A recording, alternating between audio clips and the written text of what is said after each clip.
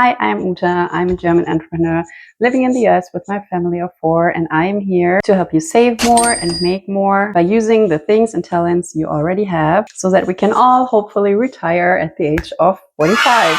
My goal is to retire at 45, and this channel is all about finding a realistic, minimalistic lifestyle that allows you to live the life the way you want.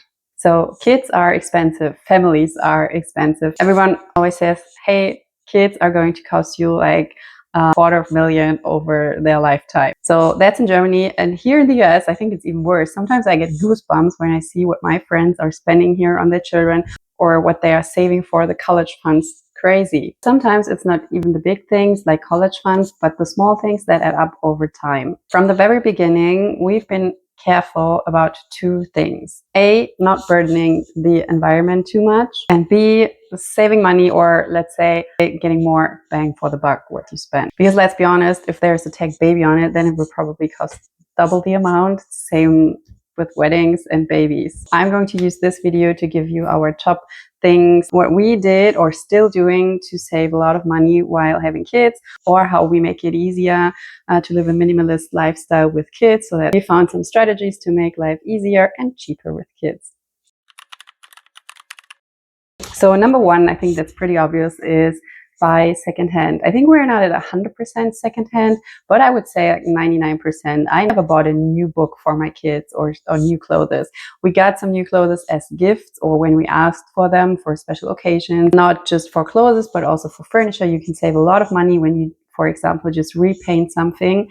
A new baby changing table costs around €400. And for example, we just took an old dresser from the previous owners of our house that was left in our house and just repainted it.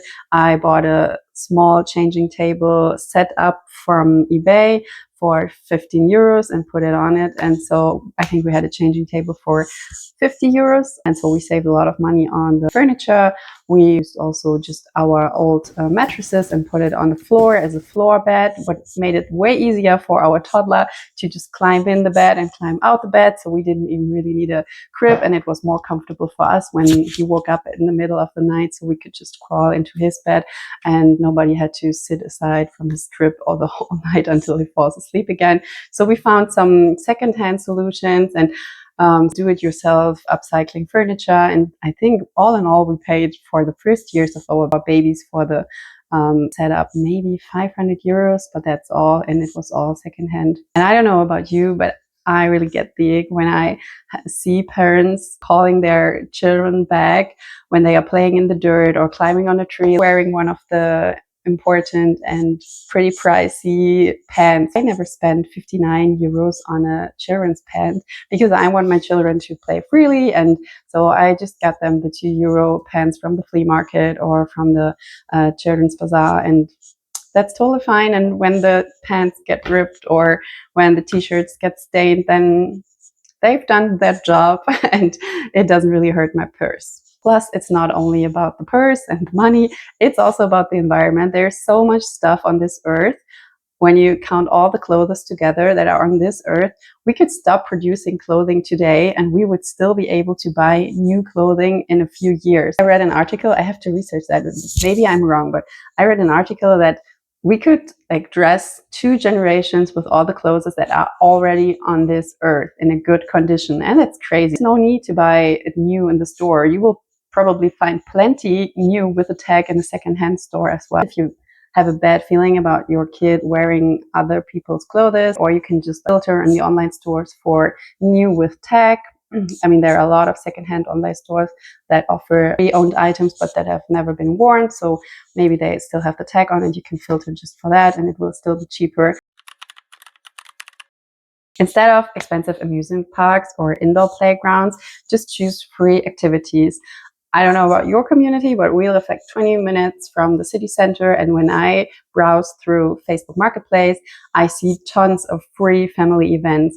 If it's a Easter egg hunting, or a Halloween trunk or treat, or a cornfield labyrinth, or a free pumpkin patch, or whatever. There are so many free family activities. There are museums that offer free entry once a month, and you can just browse on Facebook Marketplace or sign up for your local newsletter, and they usually send you all the good stuff right in your inbox, and you don't have to pay for the amusement and entertainment of your family. And even if you can't find an event on the day you want to do something nice with your family, just pack a bunch of picnic stuff, just prepare some snacks, and take your family to the park, to the national park, to the state park, playground, or the lake, and just enjoy your family time. Kids usually enjoy nature. My son loves to count how many frogs he can see, how many dragonflies he can see, and he's usually so excited about everything in nature. Kids are really easily entertained when you're outside, so it doesn't always have to be fancy, and sometimes kids just like to be outside. Our minimalistic lifestyle was challenged a lot of times by our family when it comes to gifts. Gift giving is a nice thing. I mean, everybody loves to get a good gift, but let's be honest, when it comes to kids, grandparents and aunts and uncles, they just like to overbuy stuff, and they tend to buy stuff that the kids don't really need. So we started to communicate that our kids have a savings account and a bank account, and especially for special occasions like birthdays or baptisms, and we just communicated it right on the invitation, like, hey, this is the bank account, please consider what you really want to give. If it's something personal, we would really appreciate it if you would just buy something, I don't know, a stuffy or something. Please consider the financial future of children XYZ and think about rather investing in their savings account. And this really worked well for us because you have less clutter. If there's something coming up that the kid really wants to have, like a new bike or a bigger toy that is more expensive, then you have the funds to buy it and you could fulfill the wish of the child, or you could just save it for their financial future, which makes much more sense. So let's talk about haircuts. I cut my son's hair myself. I started when they were babies, and I'm still doing it 5 years later because my son just refuses to go to the hairdresser. But I think it's a good thing because we save every 6 to 8 weeks $20 on a haircut. And I just watched some YouTube tutorials on how to do it, and I think I'm getting better and better. I bought a little scissor that is suitable for cutting hair, and I take the razor machine from my husband, and those two together combined with YouTube videos save us a lot of money. I think if I calculate all together, we save $1,000 already on haircuts for both my sons. Plus, it only takes like 15 minutes. You don't have to drive to the hairdresser, so you also save gas, and the kids like it. Like, my sons are allowed to watch show of their choice why I'm doing it, so they really enjoy it. And in the end, I often say, like, okay, let's take the saved money and, I don't know, buy an ice cream for all of us, so that they connect something nice with getting a haircut. I know that eating out here in the US is really a big thing, and I don't really understand why, because it's so expensive. So when you go out with a family of 4, it's going to be easily $40 to get all of us full and satisfied. And I'm really not willing to throw this amount of money into a big company that's not even offering good quality food. So whenever we go out, we bring our own food, sandwiches, fruit, leftovers in Tupperware, even baby snacks. And I used to make my own baby snacks. I did a lot of cookies myself with just oats and bananas and chocolate sprinkles, and my kids loved them. And if you compare the price by ounce, then I could have made like 2 kilograms of these cookies in comparison to, I don't know, 200 grams of industrial produced baby snacks, and then they're healthier on top. So when you're having kids, you sometimes need a bigger car, especially when you have 3 kids. With 2 kids, usually it still fits somehow, but still, like, consciously choose a smaller car here in the US because it's cheaper in insurance, it doesn't need as much fuel and as much maintenance. And with little kids, a reliable car is better than a really, really big one. And we have one bigger one and one small one, so if we are going on a family vacation, then we still have the option. But for the daily usage, it's okay. Cars are really one of those investments that lose value immediately the moment you're rolling down from the store to the street, you already lost like of your car value. Okay, maybe not 50%, but you know what I mean. So choose wisely. You don't need a fancy car when you have a family. You can do that later when your house is paid off. Books and media. I already said I never bought a new book for my kids. I always bought them on flea markets, or we are going to the libraries.